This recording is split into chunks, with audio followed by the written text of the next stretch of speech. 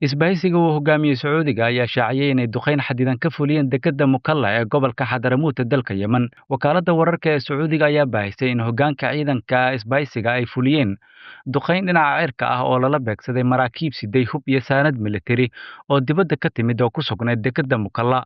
Isbahaysigu wuxuu sheegay in laba markab oo ka yimid dekedda Al Fujairah ee Imaaraadka Carabta ay soo galeen dekedda Mukalla iyagoo aan wax ogolaansho ah ka haysan isbahaysiga. Maraakiibtan ayaa la sheegay inay carqaladeeyeen qalabkii lagala socday kadibna ay dekedda ka dejiyeen hub iyo gaadiid dagaal oo ay u sideen golaha ku-meel gaarka ah ee koonfurta Yemen oo ah ciidanka gooni-goosadka ah ee uu Imaaraadku taageero. Afhayeenka isbahaysiga Turka Al Malik ayaa sheegay in duqeyntan ay timid kadib markii ay codsi ka heleen madaxweynaha Yemen Rashid Al Calami si loo ilaaliyo amniga gobolada Xadaramuut iyo Al Mahra.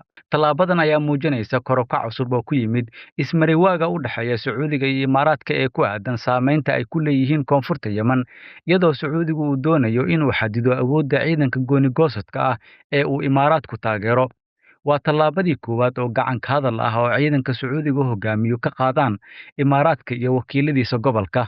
Waxaana la fili karaa in tallaabadani horseedo isku dhac awoodeed iyo loolan hubeysan oo dhex mara dalalka Sacuudiga iyo Imaaraadka.